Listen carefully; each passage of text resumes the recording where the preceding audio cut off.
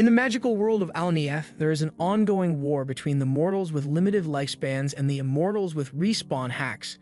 The outcome of the war depended on the battle between the two strongest men on both sides, Graham the human hero and Veltal, the demon lord ruling over the immortals.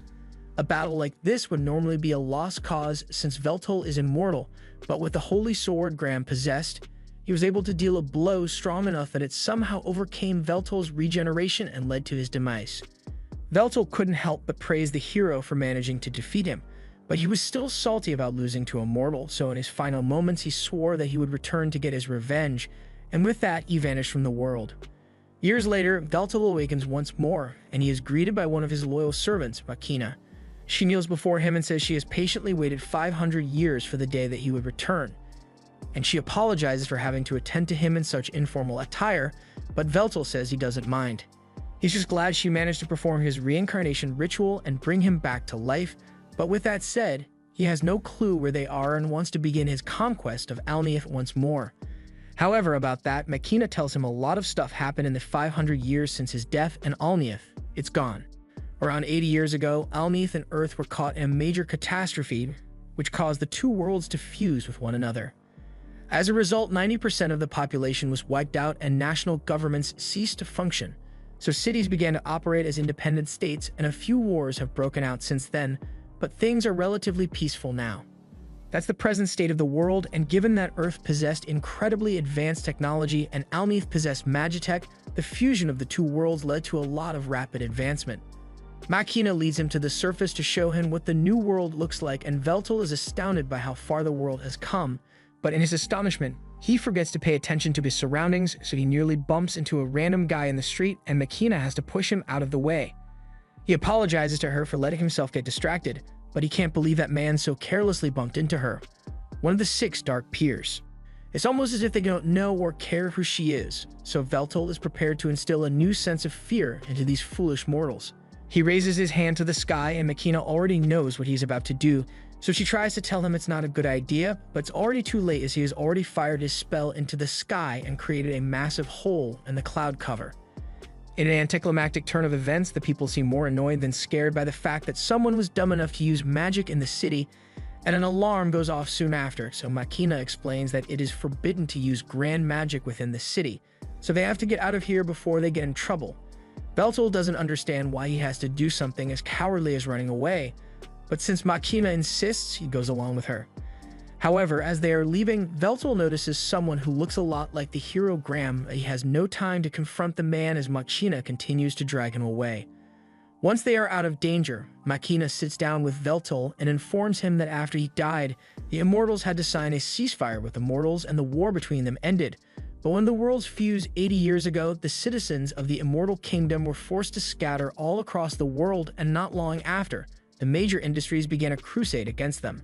Veltal asks what she means, so Makina tells him that the people of the world collectively decided that immortals didn't deserve human rights, so they began relentlessly hunting them. At first it wasn't that bad, but then people developed anti-immortal weaponry, and from that point on, immortals were killed on sight to the point of near extinction. It takes a few moments for Veltal to process that his people have been wiped out, but once he comes to terms with it, he asks Makina if she knows what happened to the other 5 Dark Peers. The whereabouts of May, Sowold, and Ralshin are all unknown, but sadly, Xenol is confirmed to be dead.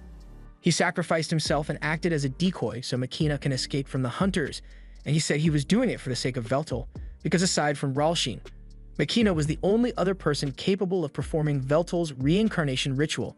Xenol had always been a loyal follower of Veltal, so he is grateful to have had such a good subordinate, but there's still one more person Makina hasn't mentioned, so Veltal asks her about Marcus. Makina doesn't really want to talk about Marcus, so tries to change the subject and asks Veltal if he's thirsty. Veltal says he isn't though, so Makina has to make up an excuse as to why he needs to drink something and tells him to wait there while she goes to buy one. While she's gone, a VTuber starts streaming on some billboards, and he's wondering what the hell it's supposed to be, but then he notices several lights flowing around the area, and it seems to be caused by this one girl on a roof near the billboards. It's not clear what she's doing at first, but then she flicks her wrist, and in an instant, all the billboards start playing hub videos. The girl seems pretty pleased with herself, and no one knows she's the one who did it, so she starts walking away. But as she is leaving, Veltal calls out to her and she panics a little because she just got caught. She tries pretending that she's not involved in any way, but Veltal clearly saw her do something with the surrounding ether, and then all of a sudden, the screens changed. She can't believe someone was perceptive enough to figure out what she did based on the surrounding ether alone. So she asks Veltal who he is, although she doesn't take him seriously when he says he's the Demon Lord. Veltal explains that he knows she did something to the giant picture screens, but he doesn't understand the principle behind it, so he would love to learn about it from an expert like her.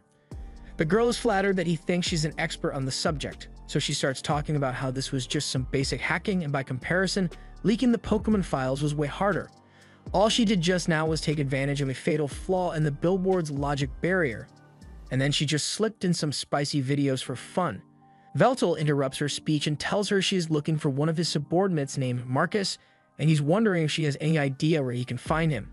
The girl points to the massive tower in the middle of the city and says the CEO of that company is named Marcus, so he might be able to find him if he goes there. Veltal follows her advice and heads up to the Heavy Magic Industries in search of Marcus.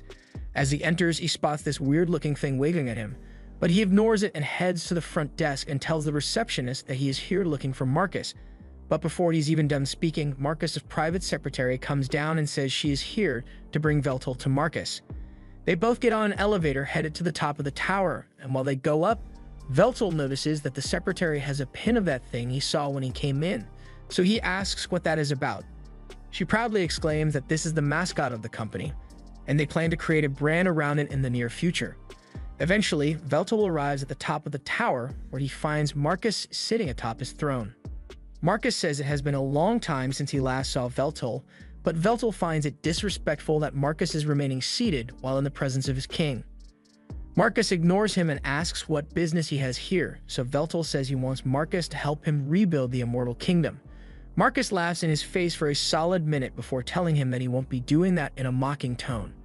Veltal feels insulted, so he prepares to teach Marcus a painful lesson in respect. However, before he can cast his spell, Marcus's assistant strikes at him with a blade, so he is forced to dodge out of the way. He is shocked that she is capable of using armament forging magic, but before she attacks again, Marcus tells her to stand down. He then turns to Veltal and tells him he has become weak because in his prime, he would never have felt threatened by magic of that scale. How exactly doesn't he intend to take over the world if a single human is able to give him so much trouble? Marcus refuses to serve a king who is so pitiful, so he tells Veltal to get out of his sight before he forces him. Veltal is enraged and begins casting a spell to take Marcus down, but before he can finish, Marcus has already cast his spell Breaker, and Veltal is left in shock because Marcus was never gifted enough to outclass him in spell casting. Marcus has been waiting for this moment for years, so he takes great pleasure in telling Veltal that his strength is a relic of the past. He reveals the implant in the back of his neck, but Veltal doesn't know what that thing is, so Marcus pulls up an instructional video explaining everything about it. The device is called a Familia, and while using magic normally requires a 5-step process: initialization, construction, expansion, incantation, and proclamation. This device allows people to skip 3 steps, so now anyone, and I mean anyone, can use magic at high levels. And in case Veltal is getting any ideas about implanting a Familia of his own, Marcus specifically designed it to be incompatible with higher beings like Veltal. That means he can never use a Familia, and while his natural spellcasting speed is superhuman compared to AI spellcasting, he might as well be sending his spells by mail. Veltal asks why Marcus is doing all of this, so Marcus reveals that he had never liked Veltal from the very day they met. He was tyrannical, arrogant, and worst of all, he had the skills to warrant his arrogance, so Marcus could never oppose him back then, but that all changes now. He tells Veltal that it's about time for him to leave, so he begins launching several blood swords at him, and Veltal isn't able to dodge all of them, so he ends up getting stabbed several times and launched out of the window. Marcus has always wanted to do that, and now that he has finally triumphed over Veltal, he declares that he is the new Demon Lord. But all that aside, his secretary really wants to discuss the promotional ideas she has for the company mascot, so Marcus tells her to submit her ideas at the next planning meeting. Meanwhile, Veltal has crash-landed back into the city, and his regeneration is far slower than it used to be, so he's having a hard time recovering from his injury. He tries to walk out into the street, but he accidentally bumps into someone, and as a result, he gets into a fight that he immediately loses. Now look at him laid out in a pile of trash, and wondering why he keeps losing to mortals like he lost to Graham until Machina eventually finds him. Machina gets him onto a train and begins apologizing for hesitating to inform him of Marcus's betrayal, and because of her hesitation, he ended up being disgraced so badly. He tells her there's no need to apologize because even if she had told him, he would have still wanted to confirm it for himself. Once the train comes to a stop, Machina leads Veltol to the apartment building she lives in and tells him this is her home. Veltol thinks she means the entire building belongs to her, but Machina leads him into her small room and explains that this is where she really lives. Veltol thinks she is joking at first, but Machina is dead serious because this is all she can afford with her salary. Veltol realizes she has been living like this all this time while waiting for his return, so he pulls her close and thanks her because he will never forget the loyalty she has shown him. Centuries ago, Machina was being persecuted by the people of her time because after they found out that she was immortal, they naturally blamed her for all their problems and decided that the best course of action would be to throw her into a volcano. However, before Machina could hit the lava, Veltol appeared out of nowhere to save her. This was their first time meeting, and the only reason Veltol came was because he heard there was another immortal like him in the area, and after seeing Machina for the first time, he was not disappointed. He extended an offer to her to devote her body and soul to him. And from that day forward, Machina has remained loyal to Veltol. She soon wakes up to her alarm, and before Veltol wakes up, she heads to the kitchen to make breakfast. While waiting for the soup to boil, she calls on her virtual assistant, Eliclate, and a miniature version of herself appears in her field of view. It gives her a breakdown of the date, time, and current weather conditions. Machina asks Elec how she's doing, so Elec runs a full diagnostic check on her systems and reports that everything is in perfect working order, which is good, but that's now exactly what Machina was asking. Machina finishes up with breakfast, and once she is done, she goes to wake Veltol up and serves him the food. He's never seen food like this before, but just by its smell, he can tell that it is going to taste great. He picks up the chopsticks to try it, and sure enough, he loves the food Machina made for him, and hearing that makes her extremely happy. Once he is done eating, Veltol asks if Machina knows of the location of any other immortals, and she does know of a few other immortals who managed to escape the immortal hunts. But recently, immortals have been going missing, and Machina has even lost contact with two of her close aides, Ornard and Palmlock. She hopes they just went into hiding, but with no way of contacting them, she can't be sure. Veltol asks if immortal hunts still happen, but she answers that the hunts actually ended decades ago. The hunts were started by Marcus to secure his position at the top, and now that he has all the power, he has no reason to continue. The resentment people had towards immortals has also dwindled over the years, so it's not particularly dangerous to be seen outside. After Machina's aides went missing, she went to their apartment to check up on them, and the place was a mess, so she assumes a fight happened. But the only clue she could find was this note with the words Immortal Furnace written on it. As Veltol reads the message, he reaches for his cup of tea, but sudden sharp pain causes him to flinch, so he spills it everywhere. It seems that he still hasn't fully healed from the injuries he sustained yesterday, and it's not just his regeneration that got weaker, everything about him is weaker than he used to be. Even that spell he cast her when he first arrived would have had a much greater effect if Veltol were at full power, and Machina attributes this to the fact that the faith Veltol used as power during his prime no longer exists. As of now, he is only spoken of in history books. Without recognition, Veltol's powers will never truly return to him, but he thinks that should be easy enough to solve as he just has to make himself known once more. With that said, he tells Machina that he wants to head out and explore the surrounding area since sitting around all day would be bad for him. So Machina suggests that the two of them should go shopping. Out in the city, the first thing they should do is get Veltol a set of good street clothes, so they walk into a store and Machina asks him to step on the platform so the machine can take a 3D scan of his body. She apologizes for being limited to cheap store clothes due to her budget, but Veltol tells her he doesn't mind since his natural beauty would look good in any attire. After taking his measurements, she asks if Veltol has any preferences, but he doesn't know much about the style of the current era, so he leaves the choice up to Machina. Machina decides to ask Elec to make the most optimal choice for Veltol, taking into account budget and practicality, so after a bit of processing, Elec settles on a tracksuit. Machina doesn't think a tracksuit would be a good idea, but once Veltol sees it, he absolutely loves the way it looks, and he is even more intrigued by the design on the back. So Machina explains it's an old language used by the people who used to live on this land, and the symbols on the jacket spell out Demon Lord. Since Veltol seems to like it, she takes the tracksuit for him and walks out of the store. But before she leaves, he gets her attention because they haven't paid for it yet. However, Machina explains that all transactions are performed automatically. After that, they have some food at a fast food joint, and while they are sitting together, Veltol asks Machina what it's like to have a Familia installed. Marcus's betrayal aside, the Familia is without a doubt a revolutionary device, so he is curious about it. Makina explains that it is really convenient since it not only allows for easier use of magic, but it can also be used to gather information, go shopping, or even communicate. Before Familias were mainstream, people had smartphones to do these things, but it was really inconvenient to have to hold it. Veltal asks her to let him see it, so he turns her around and begins touching it. Makina is a little startled at first, but she's actually really enjoying this, so much so that her Familia has to warn her that her heart rate just spiked. Once he is done inspecting it, Veltal asks her if it isn't uncomfortable having the Familia installed in the nape of her neck. And while it felt strange at first, she got used to it once it became illegal for companies to stream ads straight into people's heads. It's difficult to live daily life without one of these, but at the same time, having a Familia doesn't necessarily make your life better, as shown by her current living situation. As they walk home, Veltal makes a declaration that he will get a job. Makina is taken aback and tells Veltal that he doesn't need to do something as lowly as working. Her living conditions may be suboptimal right now, but she assures him that she will provide a better lifestyle for him. She says she will just pick up more shifts or maybe even get 2 or 3 more jobs. But Veltal interrupts her and says that times have changed. He is no longer the omnipotent god he once was, so he needs to adapt to the current circumstances. And most importantly, he wouldn't feel right if he just sat back and did nothing while Makina worked to provide him with food, clothing, and shelter.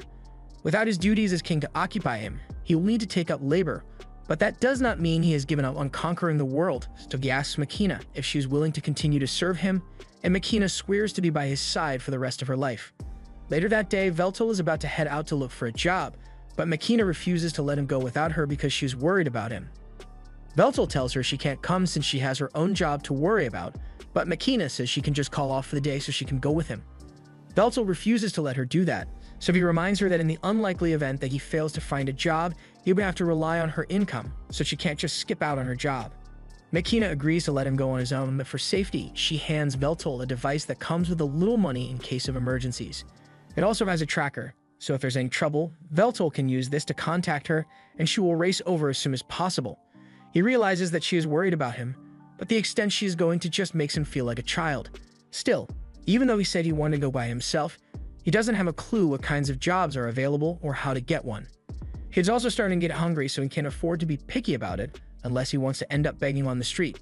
He gets up and yells out that he has no money and is looking for a job, but as he is yelling, one guy comes up to him and tells him to stop. He says if Veltal wants work, he should go to the commercial guild with his citizen ID, but Veltal has never heard of a citizen ID, so the guy assumes he must be an immigrant. Since it's clear that Veltal doesn't know anything about the city, the man informs him that this is his turf, so Veltal can't be doing stuff like this out here. Veltal hadn't realized he was encroaching on someone else's territory, so he apologizes and turns to leave, but before he does, the man hands him an application form and tells him to take it to the commercial guild so he can apply for a job there. It won't guarantee that he gets anything, but it's better than having nothing. Also, he warns Veltal not to get involved with any companies under the IHMI company, especially construction-related, because they are incredibly exploitative and laugh in the face of safety regulations. Veltal takes the man's advice and thanks him for the help, so he heads to the commercial guild in search of employment. However, once he gets there, the interviewer isn't too enthusiastic about employing him. On his application, Veltal wrote down wide-scale annihilation magic as one of his special skills, and he also wrote down dungeon creation and experience leading a nation 500 years ago. So the interviewer calmly puts down his application and tells Veltal that there are no positions available for him. Besides, since Veltal doesn't have a familia, he isn't eligible for hire anyway. After Veltal returns home, he is feeling really depressed about not getting a job, so he lays on Makina's lap and asks her if he is really incapable of doing anything in this world, but she assures him that he is still superior to everyone else, so she tells him he should just let her do the working from now on. However, Veltal refuses to sit idle, so he asks Makina if there is anyone she can contact for assistance, and now that she thinks about it, there is someone she can call.